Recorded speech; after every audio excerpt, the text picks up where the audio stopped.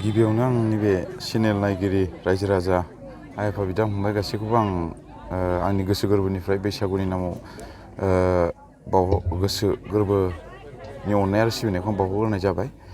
दिनै नैबे जि गामि दायनामा साउथ गाल्लाबारि दायनामा ना फुसुं गाल्लाबारि दायनामायाव फैनानै आं जोबोद गोजोननाय मोन्दों। मानो होनना बुङोब्ला दिनै रायजो राजाफ्रा बिदिनो गोमो गोमो जि गाननानै आर'नाइ गोजा गोजा लानानै बिथांमोना बिराद रंजादों। मानो होननानै बुङोब्ला दिनै बैसागुआ बोसोराव खनसे जायो। दिनै फुराना बोसोरखौ जोङो बिदाय होनानै गोदान बोसोराव जों माबायदि आवगायलांनांगौ बिथांमोना दिनै बेफोरबायदिनि गेजेरजों बिथांमोना गोबां सावरायबाय आरो बिथांमोननि माखासे रायलायनाय माखासेखौ आं खोनानानै बिराद गोजोननाय मोन्दों। आरो आं मोनसे खोथाखौ बुङो जे जोङो लाइमोनफ्रा दिनै गोबां मानसिफ्रा बिदिनो बैसागु होननानै जाला लोंला बा माबा मोनसेयावहाय थानो हागौ। नाथाय जाला लोंलाजोंल'दि बैसागु जागोन बे नङा। दिनै जोङो बैसागु होननानै बोसोराव खनसे जोंनि धोरोमनि बा नोंसिनि धोरोमनि हिन्दु धोरोमनि होननानै जोङो बाख्नायनानै बा बे धोरोमखौ जोङो बिदाय होनानै बे बोसोरै बोसोर फैबाय थानाय बे बैसागुआव जों अराय सम जों बयजोंबो मिलायलायनानै जोङो रंजानांगोन। आरो दिनै आङो बेखौनो बुंनो सानो जे रायजो राजा आइ आफा बिदा फंबाय दिनै आसाम नाङैनो भारत नाङैनो बे प्रग्रामाव दिनै बयबो लोब्बा लाखिनानै जोङो रंजादों मोसादों। आरो बे प्रग्रामा थांनाय 14 थारिखनिफ्राय लानानै 7 थारिखसिम आं जागोन होननानै मोजाङै मोजां सोलिलांगोन होननानै आङो आसा खालामबाय। आरो जि बे दायनामा गाल्लाबारि बे दायनामा प्रग्रामाव दिनै 14निफ्राय लानानै दिनै 16 थारिख सानजौफु समसिम आरो मोनासि समसिम दिनै मोजाङै मोजां जागासिनो दङ। आरो बे प्रग्रामा मोजाङै मोजां सोलिलांगोन। आरो बिथांमोननि जि रायजो राजाजों ज' थानानै बैसागु प्रग्राम होन बा जायखिजाया बिथिङाव होन बिथांमोना गोबां माने जेरावबो बाहागो लायो। आरो बिथांमोननि जि मावलांबाय थानाय खामानिया अराय सम जाहाथे रायजो राजाजों लोब्बा थानानै ज' जानानै जाहाथे सोलिलांबाय थानो हायो आं बेखौ मिजिंथिनानै आंनि बे बिबुंथिखौ आं दोनथ'नाय जाबाय। बयनिसिमबो गोदान बोसोरनि रंजालि गोदान बोसोरनि आङो गाहाम हामलायनायखौ जासिबाय। दिनैहाय नैबे 2 नं पश्चिम गार्लाबारियाव जिहेथु दावगाफु क्लाबनि बानजायनायाव आंखौ दिनै आलासि हिसाबै हांख्रायनानै बिथांमोना 8थि रंजालि बैसागु फालिनायाव लेंनानै लाबोदों। गिबियावनो बिथांमोननि गामिनिसिम साफ्रोमबो रायजो राजानिसिम आङो रंजालि बैसागुनि गाहाम हामलायखौ हरग्रोबाय। आरो बिथांमोना दिनै गामियाव बे रंजालि बैसागु फालिनायजों लोगोसे बर'नि जेनोखि हारिमु आरो बर'नि जेनोखि सिनायथि बेखौ लाखिनो थाखाय बिथांमोना बे हाबाफारिखौ लादों। बिथांमोननिसिम आङो साबायखर जासिबाय। बेजों लोगोसेनो बर'नि गुबुन गुबुन ओनसोलावबो दिनै बे रंजालि बैसागुखौ फालिदों। बिथांमोननिसिमबो साबायखर जासिगोन। बे रंजालि बैसागुआ आजै आजौनि समनिफ्रायनो निस्सय बेयो सोलिबोदों। मालानिफ्राय सोलिबोदों जों बेखौ बुंनानै फोजोबनो हाया। बे बैसागुआ बर'फोरनाव सोलिबोदों।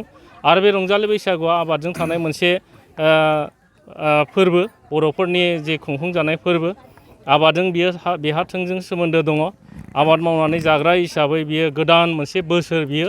बे बोसोर गोदान बे जि एप्रिल मास बे 15 थारिख बा बैसागनि 1 दाननिफ्राय बियो मोनसे ग्रह नक्षत्रनिफ्राय लानानै जुदि बे दिन खालखौ सानोबा बेनो गोदान बोसोर। आरो बेनो माने जागायजेननाय मिथिंगानिबो जागायजेननाय बोसोर। बेखौनो बर'फ्रा फालिबोदों। आरो जायनि थाखाय मोसौ बैसागु मानसि बैसागु होननानैबो फालिबोदों। आरो मोसौआ जोंनि बर'फोरनि रंजालि बैसागुआव गाहाय जायगा मोननायनि खारना जाहैबाय गोदो गोदाय मोसौनि अनगायै खुनु थांनानै थानायनि खुनु अस्त्रआनो नङामोन। जेरैहाय फरायसाफोरनि थाखाय अस्त्र होनोबा खलम, सोरनिबा थाखाय माने पारामिलिटारि जुद्ध नाङोबा उइपन्स होननानै बुंगोन। जोंनि आबादारिफोरनि थाखाय मोसौ हालानो जोंनि बिराद गिदिरथार मोनसे बियो उइपन बायदिमोन। आरो बिनि गेजेरजोंनो जोंनि संसार जानाया सोलिबोदोंमोन। माखासे समाव जों नुनो मोन्दों गोदोनि बायदि जिथु बैसागु फालिनाय दामनाय देनाय आगजुफोरखौ लानानै दा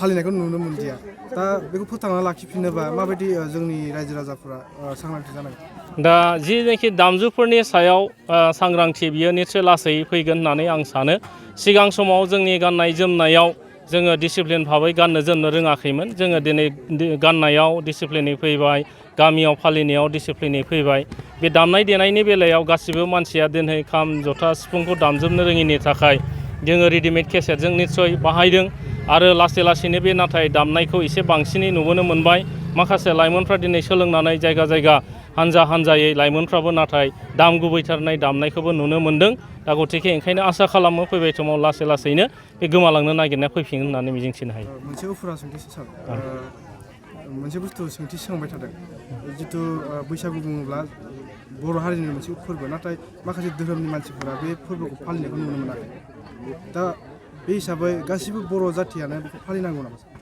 दा बैसागु होनोबा धोरोमनि बेलायाव बा गुबुन बेलायाव बेयो आलदा लानाय जुदा लानाय बेखौ आङो निस्सय बे प्लेटफर्माव आं बुंनानै फोजोबनो हानाय नङा बबे बबे धोरोमा मा फोथायनायजों लादों बेखौबो आङो निस्सय बुंनाय नङा खालि मोनसेल' बाथ्रा आबै आबौआ जे रायजो जाबोदों आबादथिलि दुब्लि माइ फोथारखौनो लानानै आबादखौ लानानै जुदि संसार जाबोदोंबा निस्सय बे बैसागु बोथोरखौ फालिनायाव रावहाबो खहा जानाय नङा बायदि आं नुहुरो ओंखायनो आं जास्ट खावलायनोल' हायो बयबो जुदि आबाद हिसाबै आबै आबौखौ जुदि सिबियोबा जोङो बैसागुआ जिहेथु बै थांनानै थानायजों सोनारबोदों दिनैनि गोदान मुगायाव नंगौ लेखा फराजों फैयो बे आलादा खोथा खिन्थु आबै आबौनि संसार जानायखौ नायोबा बे बैसागुखौ फालियैयाव निस्सय सोरहाबा माबा साननांगौ दंबा आंहा बुंनांगौ गैया नाथाय जुदि गासिबो साफ्रोमबो बर' हारिया जुदि बैसागुखौ फालियोबा जोंहाबो जोंनि हारिनि हारिमुनि सिनायथिखौ मोजां लाखिनो होननानै आं बेखिनिखौल' मिजिंथिनो हायो माबा मोनसे धोरोमजों फारागथि दं नामा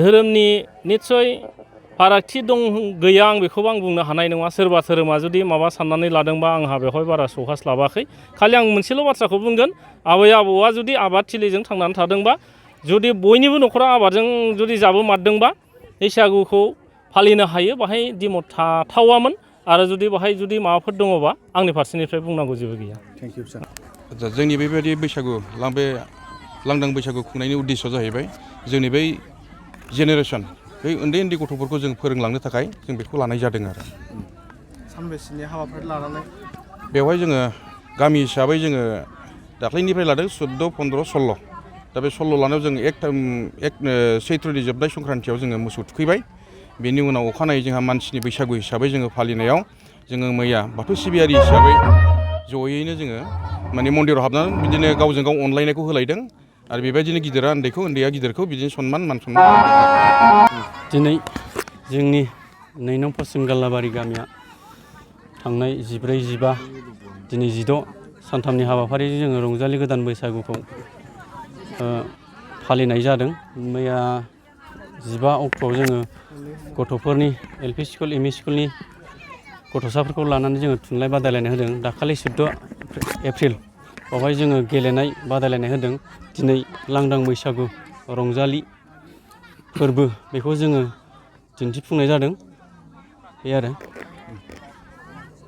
मा आयदाफारि लानानै सानथामनि गेजेराव खुंबोनाय जाखो आयदाया जोंना थांनाय 14 थारिखआव गथ'फोरनि LP आरो ME खौ लानानै जोङो खेला होबाय खेला बादायलायनाय ओमफ्राय मैया 15 थारिख मैयाहाय जोङो थुनलाइ बादायलायनाय गथ'फोरनिनो बेखौ होनाय जादों आरो दिनै लांदां बैसागु बर'नि माहारियारि फोरबो रंजालि गोदान बोसोरखौ फालिनायजों लोगोसे जोङो बे बैसागु लांदां बैसागुखौ फालिनाय जाबाय आरो नोंथांमोननि दिनैनि हाबाफारियाव आलासिफोर लेंहरनाय जादों नामा औ जोंनि दिनैनि हाबाफारियावहाय आलासि हिसाबै जोंहा UN ब्रह्म कलेज चिरां काजलगावनि भाइस प्रिन्सिपाल बिथां सार कुमुद नार्जारि बिथांखौ जों लिंहरदों आरो ओनसोलनि सानसुमैफोर आरो बिथां समाज सिबियारि जिसया समफ्रामारि बिथांमोन बिसोरखौ जों लिंहरनाय जादों आरो बिथांमोना बाहागो लाफैनो हादों जों गोबां गोजोननाय मोन्दों आरो बेसेबां सम हिसाबै खुंनाय जादों देग्लायहाय 8थि खेब जाबाय आरो जोंनि बे रंजालि बैसागु बेखौ लोब्बा लाखिनानै खुंबोनाया जों बेबायदिनो बोसोरफ्रोमबो खुंबोबाय थायो आरो